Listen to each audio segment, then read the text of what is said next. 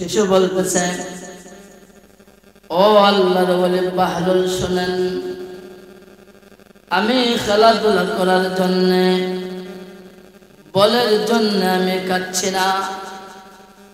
বাহলুল রহমাতুল্লাহি আলাইহি বললেন, বাবা তো বলে দেখি কেন তুমি কান্না করছো? ছেলেটি বলল, হুজুর আপনি শুনেন, আমি আল্লাহর ভয়ে কান্না করছি।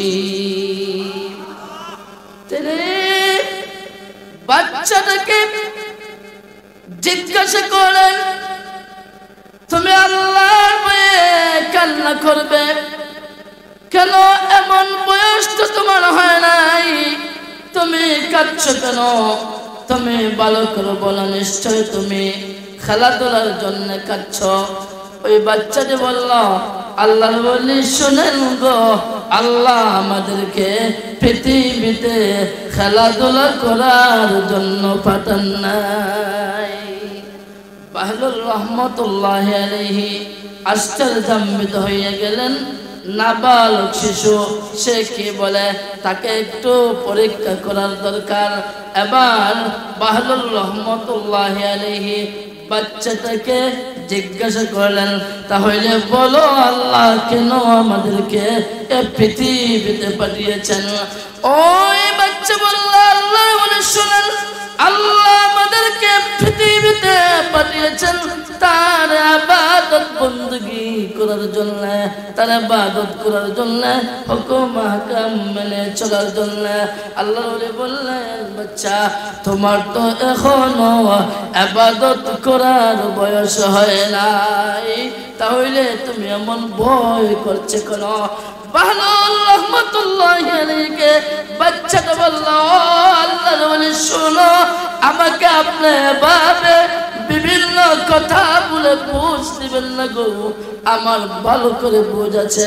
আমি দেখেছি আমার আম্মা যখন রান্না করার সময় প্রথমে আগুন প্রজ্বলিত করার জন্য, আগুন জ্বালানোর জন্য ছোট ছোট লাকড়ি চুলার মধ্যে দেন, আর সেটা দ্বারা আগুন প্রজ্বলিত করেন, এরপরে বড় বড় লাকড়ি দেন। আল্লাহ শোনেন, আমার ভয় হয় মহান আল্লাহ যদি জাহান্নামের আগুন প্রজ্বলিত করার সময় আমার মতো ছোট ছোটদেরকে দিয়ে জাহান্নামের আগুন জ্বালানো শুরু করেন, এরপরে আপনার মতো বড় বড়দেরকে জাহান্নামে দেন, তো আমার কি অবস্থা হবে? বাচ্চার ভিতরে আল্লাহ এমন ভয় কেমন করে ঢুকলো? এই ভয় ঢুকেছে একজন মায়ের শিক্ষার কারণে, ফ্যামিলিগত শিক্ষা। ফ্যামিলিগত শিক্ষা আমি বলছিলাম, আমাদের ফ্যামিলি থেকে অনেক সময় আমাদের সন্তানরা সুশিক্ষা পায় না। অনেক দেখবেন সুশিক্ষা না পাওয়ার কারণে ফ্যামিলি এর দিক থেকে সন্তানরা ভালো শিক্ষা না পাওয়ার কারণে অনেক সন্তানরাই পথভ্রষ্ট হইয়া যায়, বেয়াদব হইয়া যায়। জোরে বলুন ঠিক কিনা? ঠিক না? ফ্যামিলিগত শিক্ষা কিন্তু বড় শিক্ষা। যেই বাচ্চা আল্লাহর ভয়ে কান্না করছিলেন, সেই বাচ্চার মাটাকে আল্লাহর ভয় তার অন্তরের মধ্যে ঢুকিয়ে দিয়েছিলেন। নাবালক হওয়ার পরেও সে আল্লাহর ভয়ে কান্না করছিল। একবার জোরে বলুন না সুবহানাল্লাহ। মুহতারাম হাজরিন মুসল্লিয়ানে কেরাম, আমি বলছিলাম যাদের অন্তরে আল্লাহর ভয় আছে ওরা কখনো কখনো ওরা পাপের সাগরে ডুব দিয়ে থাকতে পারে না। মানুষ হিসেবে পাপ হয়ে যেতে পারে, কিন্তু সে মুসলমান হিসেবে, আল্লাহর বান্দা হিসেবে আল্লাহকে স্মরণ করে পাপের কাজ থেকে ফিরে আসাটাই হইল আসল বিষয়। অনেক সময় মানুষ শয়তানের ধোঁকায়, নফসের ধোঁকায় গুনাহের কাজ করে ঠিক, কিন্তু সেই কাজের মধ্যে একেবারে ডুবে থাকা এটা কোনোভাবেই ঠিক না। আপনা আমার থেকে যে গুনাহ হয়ে গেছে সেই গুনাহ থেকে আমরা তওবা করে আমাদেরকে আল্লাহর পথে ফিরে আসতে হবে। জোরে বলুন ঠিক কিনা? ঠিক না? আমরা যারা মনে করি যারা নামাজ পড়ি না আজীবনে আর নামাজ পড়তাম না, যারা রোজা রাখছি না আজীবনে আর রোজা রাখতাম না, যারা পর্দা পশিতা মানি না আজীবনে আর পর্দা পশিতা মানতাম না, এমন ধারণা আমাদের আসেনি নাকি? তা এমন ধারণা করা ঠিক নয়। নামাজ পড়ছেন না, অতীতে যা হইবার হয়েছে এখন থেকে নামাজ পড়া শুরু করেন, অতীতে নামাজ কাজা করেন। রোজা রাখছেন না, অতীতে যা হইবার হয়েছে ওই রোজাগুলো কাজা করবেন, সামনের দিনগুলোর রোজা ছাড়বেন না। আপনি পর্দা পশিদায় চলতে পারছেন না, নিজের স্ত্রীকে পর্দা রাখতে পারছেন না, অতীতে যা হইবার হয়েছে তওবা করে নেন। আজ থেকে আপনার স্ত্রীকে শরঈ পর্দার মধ্যে ঢুকিয়ে নেন। ইনশাআল্লাহ আমরা পারবো না? আর সবাই হাত উঠিয়ে বলেন আমরা পারবো তো ইনশাআল্লাহ। আল্লাহ পাক আমাদেরকে কবুল করে নেন। মুহতারাম মুসল্লিয়ানে কেরাম, এমনও হতে পারে আপনি আমার আল্লাহর সন্তুষ্ট অর্জনের নিমিত্তে সামান্য একটা কথা বলা, একবার জি হ্যাঁ বলার দ্বারা আল্লাহর এমনও সন্তুষ্ট হতে পারে আল্লাহ চিরদিনের জন্য আমাদের উপর সন্তুষ্ট হয়ে যেতে পারেন। আবার এমন আছে আল্লাহর দ্বীন, আল্লাহর ইসলাম, কোরআন, জাতীয় মাহফিল, আলেম ওলামা নিয়ে সামান্যতম কটূক্তি করলে এমন হতে পারে আপনি জানেন না, ধারণার বাহিরে আপনি মনে করছেন সামান্য বিষয়, কিন্তু হতে পারে আজীবনের জন্য আল্লাহর অসন্তুষ্টি অর্জিত হয়ে যাইতে পারে। জোরে বলুন ঠিক কিনা? ঠিক না? শুনেন, আমি আপনাদের সামনে একটা ঘটনা বলি।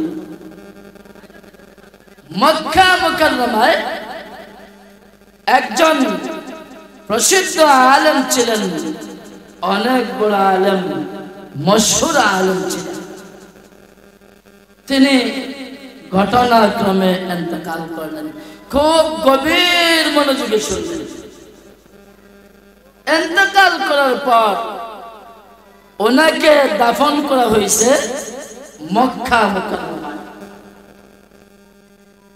মক্কা শরীফে একটা রীতি এখনো চালু আছে, একই কবরে একাধিক মানুষকে কবর দেওয়া হয়।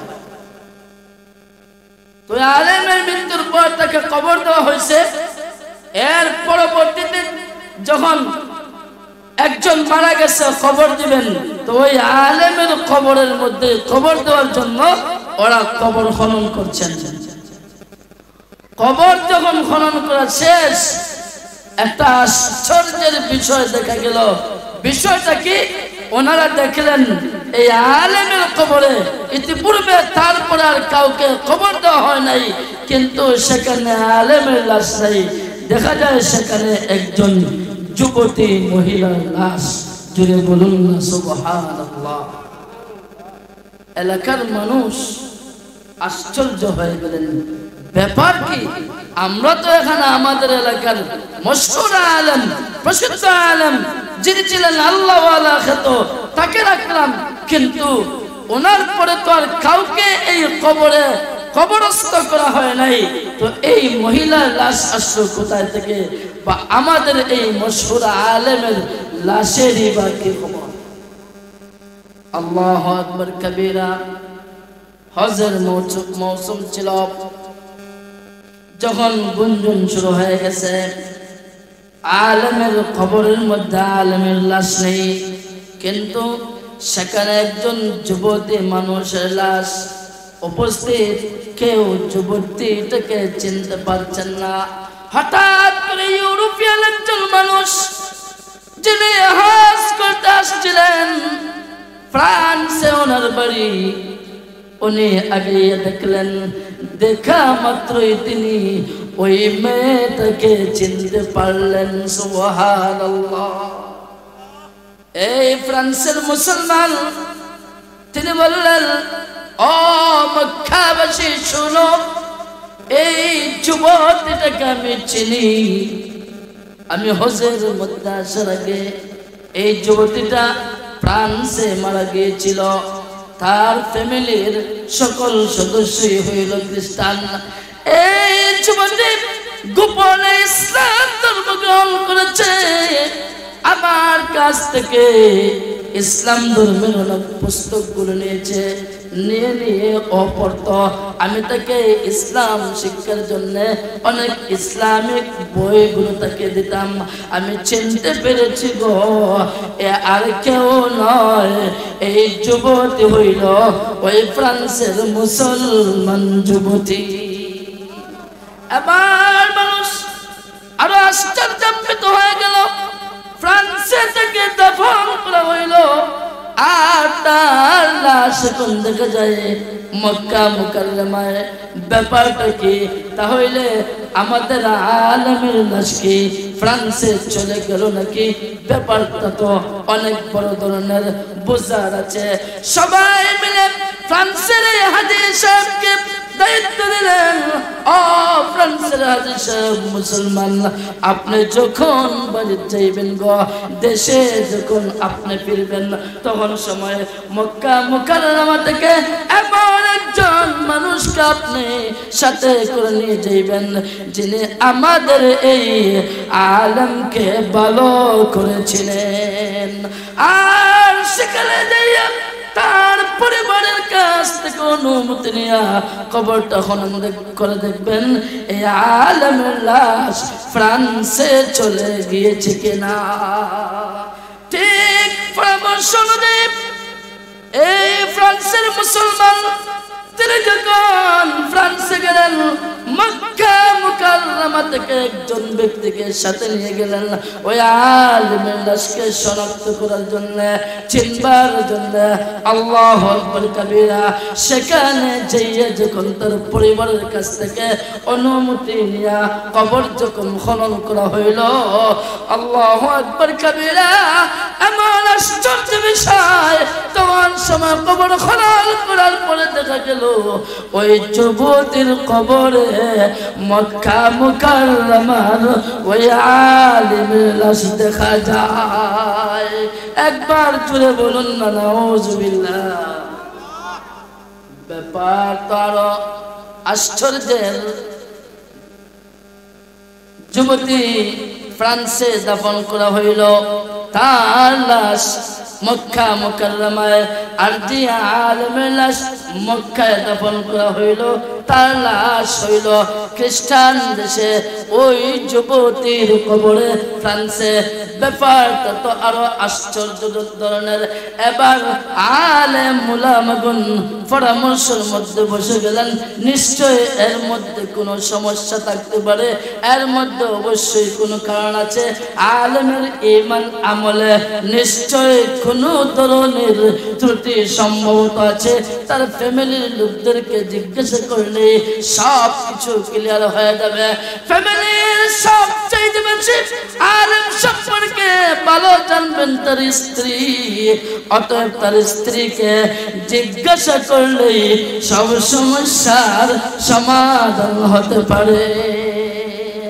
আলেমগণ আসলেন ওই মৃত আলেমের স্ত্রীর কাছে এসে জিজ্ঞাসা করলেন, ও আলেম সাহেবের স্ত্রী, আপনার স্বামীর আচার আচরণ, ইবাদত বন্দেগী, চাল চলনের অবস্থা কেমন ছিল একটু ভালো বলেন। মহিলা বললেন, আমার স্বামী হিসেবে আমার যতটুকু একজন ভালো মানুষ, একজন প্রখ্যাত বিখ্যাত আলেম মানুষ, একজন আমলদার মানুষ, তিনি খুবই আমলওয়ালা ছিলেন, ভালো ছিলেন আমার কাছে, সমাজের কাছে যেমন তিনি ভালো ছিলেন, আমার কাছেও ভালো ছিলেন। ওনারা বললেন, না, নিশ্চয় আরো কোনো কিছু বিষয় থেকেই থাকতে পারে, একটু ভালো করে খুলিয়া বলো। মহিলা এতক্ষণে একটু ধ্যান করে বললেন, হ্যাঁ, একটা বিষয় ওনার আমার কাছে পছন্দ হইতো না। বিষয়টা কি? বিষয়টা হইল, উনি যখন আমরা স্বামী স্ত্রী যখন সহবাস করতাম, সহবাস করার পরে আল্লাহর বিধান হইল স্বামী এবং স্ত্রী উভয়ের উপর গোসল করা ফরজ। তিনি সহবাসের পরে বলতেন, খ্রিস্টান ধর্মের মধ্যে একটা বিষয় আছে, ওটা আমার কাছে খুবই পছন্দ লাগে। কি বিষয়? যে ওরার সহবাসের পর গোসল করা তাদের উপর ফরজ নয়। জোরে বলেন না নাউজুবিল্লাহ। কতখান কথা হয়েছেন, মাত্র সামান্য একটা কথা হয়েছেন, সামান্য একটা কথা হয়েছেন যে খ্রিস্টান ধর্মের একটা বিষয় বলে আমার ভালো লাগে। কি বিষয়?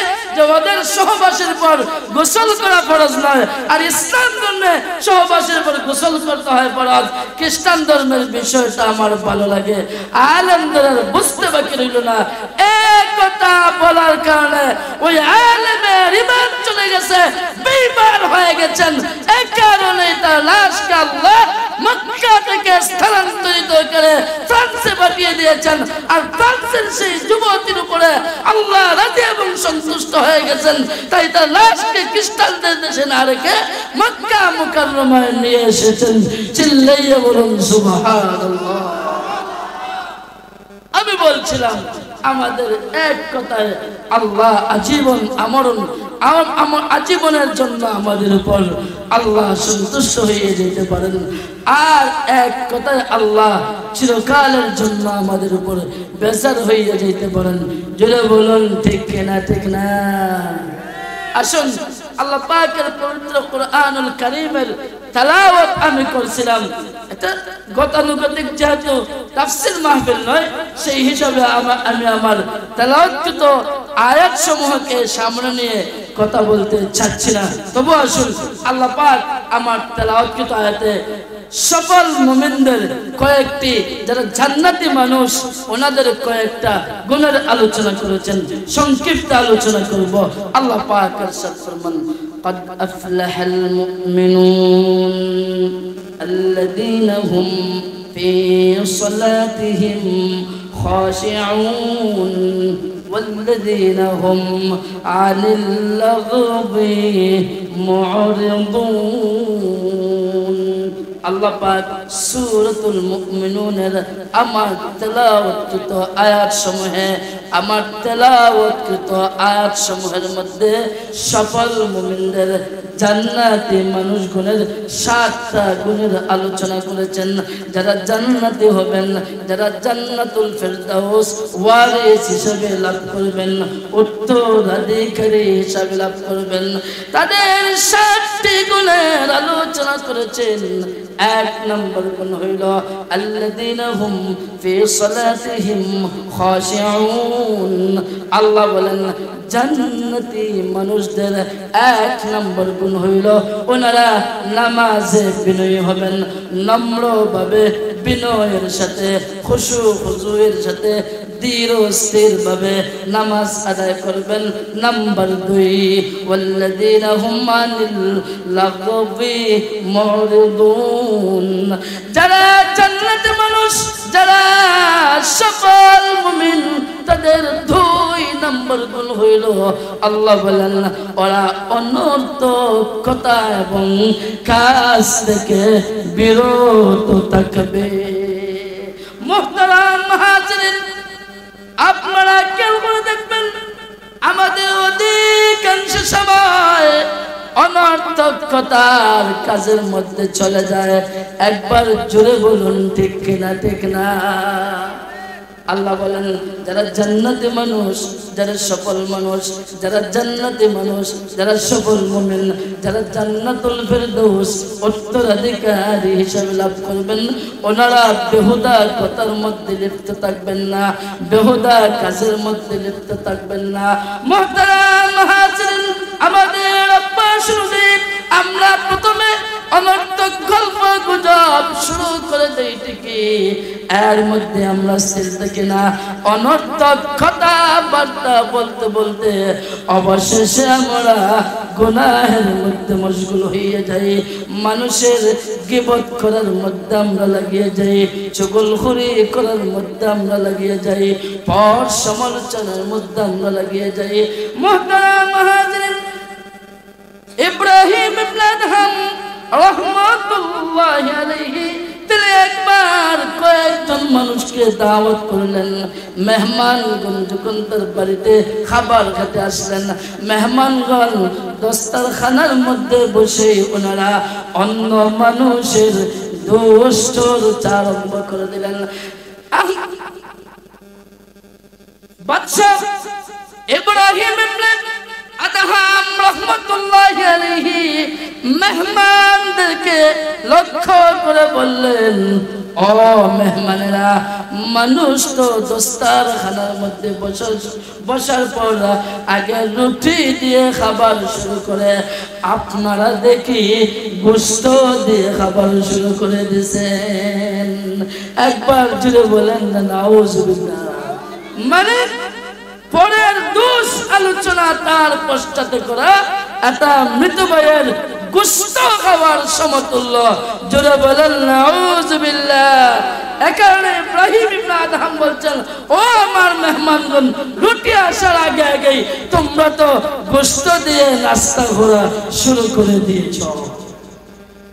আমরা অনর্থক কথা এবং কাজের মধ্যে যখন মশগুল হই তখন আমাদের সীমারেখা ঠিক থাকে না, আমরা কবিরা গুনার মধ্যে লিপ্ত হয়ে যাই, গীবতের মধ্যে আমরা লিপ্ত হয়ে যাই, আর চুগলখুরির কথা বললে তো আর না হই নাই।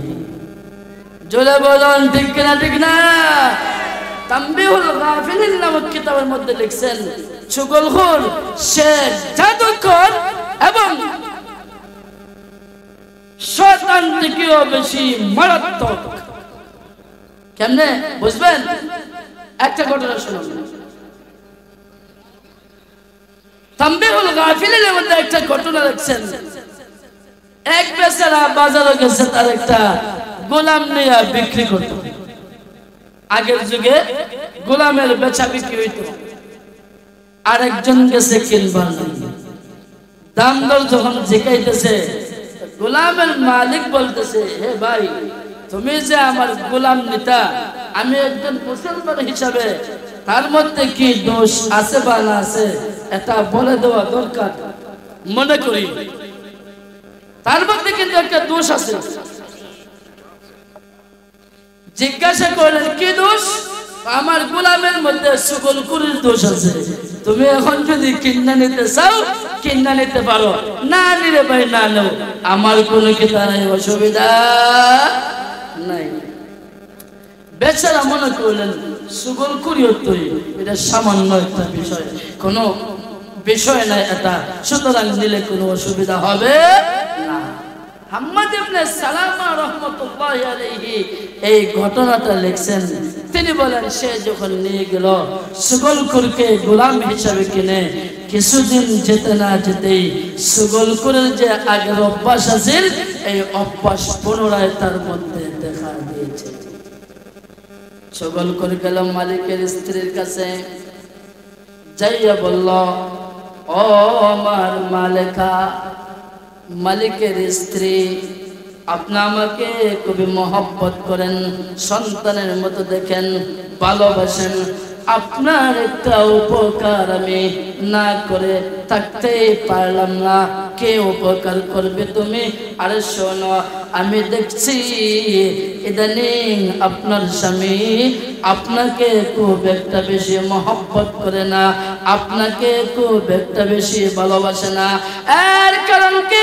কারণ হইল আমি লক্ষ্য করে দেখেছি আপনার স্বামী আরেকটা মহিলার সাথে সম্পর্ক জুড়ে দিয়েছে, আর সে ইচ্ছে করেছে আপনাকে বিদায় করে দিয়ে গো তাকে বিবাহ করে নিবে। জুড়ে বলেন নাউজুবিল্লাহ।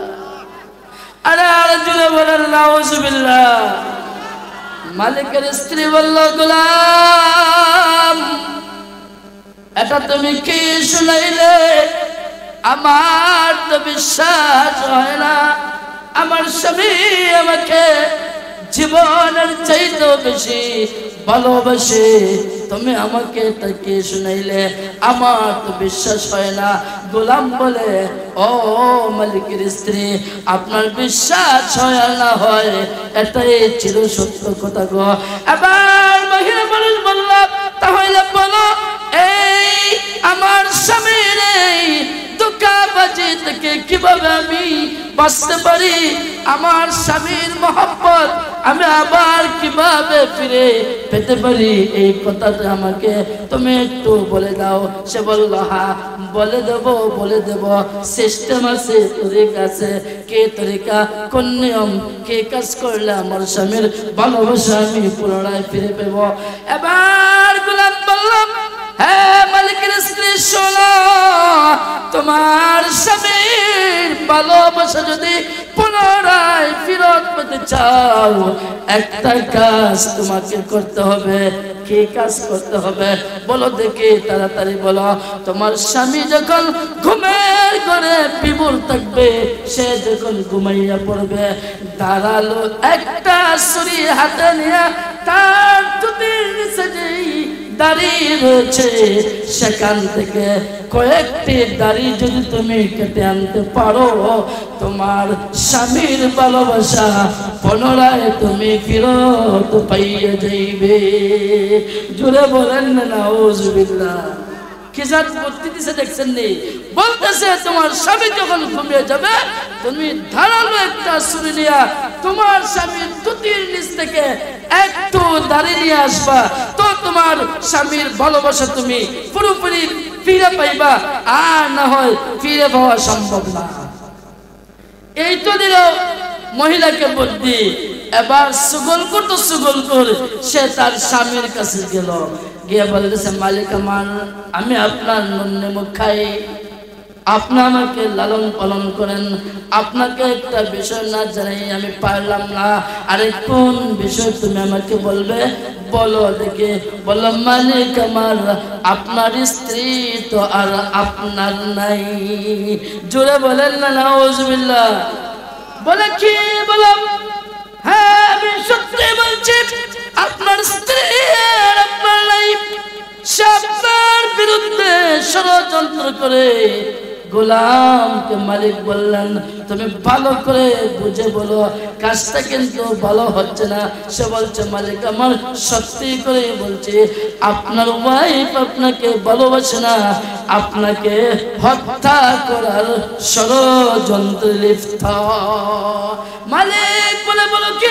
আমি আমার জীবন উজাড় করে আমার স্ত্রীকে আমি ভালোবাসি, আমি মহব্বত করি, এটা তো হতে পারে না। এর প্রমাণ কি? গোলাম বলল, প্রমাণ আছে। ও আমার মালিক, প্রমাণ তুমি আজকে পেয়ে যাইবা। তুমি যখন ঘুমের ঘরে যাইবা, না ঘুমাইয়া ঘুমের পান করে তুমি পড়ে থাকবা, তো দেখবা তোমার স্ত্রী তোমাকে মারার জন্য দাঁড়ালো অস্ত্র নিয়ে এসেছে। জোরে বলেন নাউজুবিল্লাহ। সুগলকর ওয়াইফরে দিছে এক ডোজ, তার স্বামীরে দিছে আরেক ডোজ। এটা সাধারণ ওষুধ নয়, হায়ার অ্যান্টিবায়োটিক দিছে। বুঝতে পারছেন?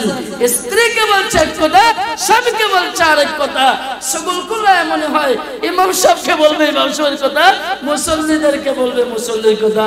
জোরে বলেন ঠিক কিনা? ঠিক না? সুগলকর বাপ বেটার মধ্যে সম্পর্ক ছাত্র হইতে পারে। বাবাকে গিয়ে বলবে বাবার কথা, ছেলেকে গিয়ে বলবে ছেলের কথা, স্ত্রীকে গিয়ে বলবে স্ত্রীর কথা, স্বামীকে গিয়ে বলবে স্বামীর কথা, বোনকে গিয়ে বলবে এক কথা, ভাইকে গিয়ে বলবে আরেক কথা।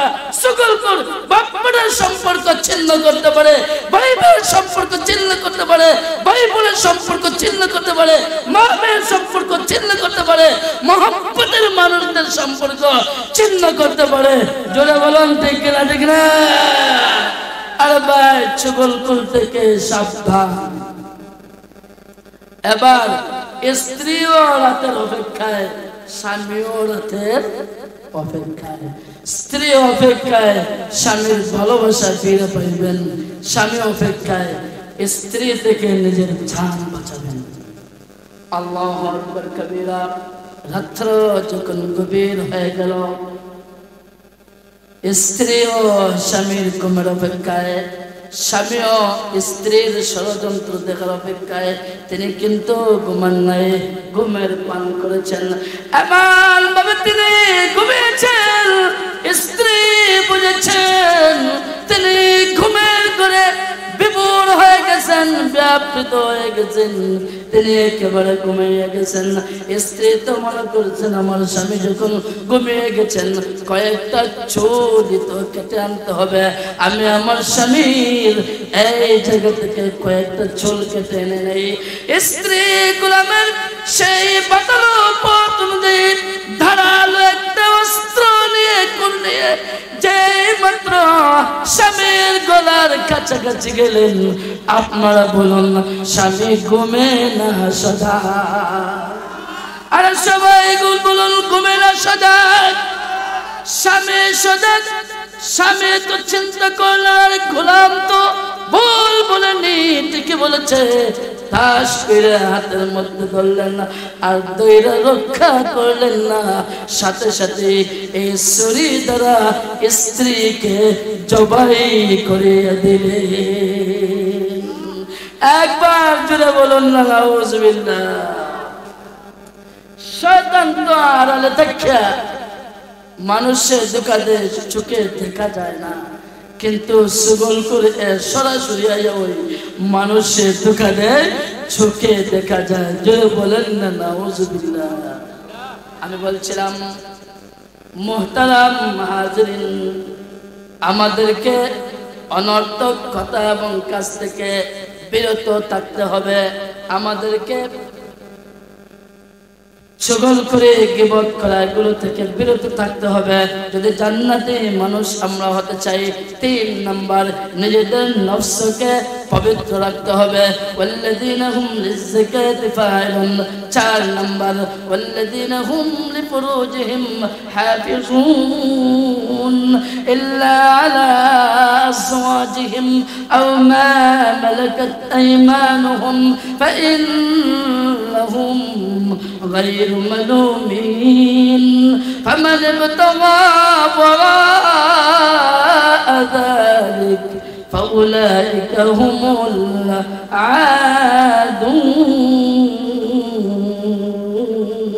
العادون الله أكبر كبيرا الله পাক বলেন জান্নাতি মানুষদের চতুর্থ নম্বর গুণ হইল ওরা নিজেদের যৌনাঙ্গের হেফাজত করবে। অর্থাৎ হারাম বলতে যৌন চাহিদা চরিতার্থ করবে না, নিজেদের হালাল স্ত্রীদেরকে বাকি রেখে ব্যতীত অন্যান্য দিক দিয়ে হারাম পথে হাঁটাহাঁটি করবে না। এটা হইল সফল মুমিনদের, জান্নাতি মুমিনদের 4 নম্বর গুণ। 5 নম্বর গুণ হইল আমানতের যথাযথ হেফাজত করবে। 6 নম্বর গুণ হইল অঙ্গীকারকে পুরোপুরি করবে। 7 নম্বর গুণ হইল ওয়াল্লাযীনা হুম আলা সালাওয়াতিহিম ইউহাফিজুন। সকল নামাজ 5 ওয়াক্ত নামাজকে সময় মতো আদায় করবে। আল্লাহ বলেন এই 7 গুণে গুণান্বিত ব্যক্তিরা হইলেন সফল মুমিন, ওনারা হইলেন সফল মুমিন, ওনারা হইলেন জান্নাতি মানুষ। কেমন জান্নাত আমি আল্লাহ তাদেরকে দান করব। আল্লাহ বলেন উলাইকা হুমুল ওয়ারিসুন আল্লাযীনা ইয়ারিসুনাল ফিরদাউস হুম ফিহা খালিদুন। আল্লাহ পাক ইরশাদ ফরমান আমার বান্দারা শুনো, যারা এই 7টি গুণে গুণান্বিত তারা হলেন সফল মুমিন। ওরা দুনিয়াতেও কামিয়াব, আখিরাতেও কামিয়াব। আল্লাহু আকবার কবিরা। আল্লাহ বলেন এই সফল মুমিনদেরকে আমি আল্লাহ উত্তরাধিকার বানাবো। উলাইকা হুমুল ওয়ারিসুন, এরা হইল ওয়ারিস। কিসের ওয়ারিস? আল্লাহ বলেন আল্লাযীনা ইয়ারিসুনাল ফিরদাউস, ওনারা হইলেন জান্নাতুল ফিরদাউসের ওয়ারিস। আল্লাহ পাকের ইরশাদ ফরমান হুম ফিহা খালিদুন। যারা 7টি গুণে গুণান্বিত সফল মুমিন, আল্লাহ তাদেরকে জান্নাতুল ফিরদাউস দান করবেন। আল্লাহু আকবার কবিরা। জান্নাতুল ফিরদাউসে ওনারা 1 দিন 2 দিন নয়, চিরকাল ওনারা জান্নাতুল ফিরদাউসে বসবাস করবেন। একবার জুড়ে বলুন সুবহানাল্লাহ। আসুন আমরা জান্নাতুল ফেরদৌস আল্লাহর কাছ থেকে পেতে চাইনি না চাই না? যদি আমরা চাই এই গুণগুলো আমাদের অর্জন করতে হবে না হবে না? অর্জন করতে হবে। এগুলোর মধ্যে একটা গুণ আছে, ওয়াল্লাযীনা হুম বিযাকাতি ফাইলুন, যাকাত আদায় করা। আপনারা যারা ধনী আছেন তো যাকাত দিবেন, আর যারা ধনী নাই মাঝে মধ্যে সদকা খরচ করবেন। কেতা হল পারতায় না ইনশাআল্লাহ। এনো 17 ফের মানুষ আছেন, এই মসজিদের অনেক কাজ আছে না আছে না? আপনারা বাড়ির দূরতা কেউ যদি না দেখেন, আমি এত দূর থেকে কত দেখবো? কে দেখুন, ঠিক না ঠিক না? আপনারা বুঝুন নি মসজিদের কাজ আছে, অনেক কাজ বাকি। আপনারা সবাই মিলে যদি অল্প অল্প করে দেন, 10 লাঠি 1 বোঝা, তো দেখবেন মসজিদের অপূরণীয় কাজ যেগুলো রয়েছে সেগুলো পূরণ হয়ে গেছে ইনশাআল্লাহ। হবে না হবে না? হবে, অবশ্যই হবে ইনশাআল্লাহ। তো এই দেখছেন আমাদের মসজিদের যেই দাতা, উনি 10,000 টাকা নগদ দিয়ে গেছেন, আলহামদুলিল্লাহ। আপনারা, আমি বেশি না আপনাদের কাছ থেকে 20 জন মানুষ চাই, জনে 1000 টাকা করে দিবেন ইনশাআল্লাহ। 20 জন মানুষ মসজিদে আল্লাহ সাহায্য করত। 20 জন মানুষ। ফার্স্ট একজনের জন্য বলেন মাশাআল্লাহ, জনাব আব্দুল হক সাহেব 1000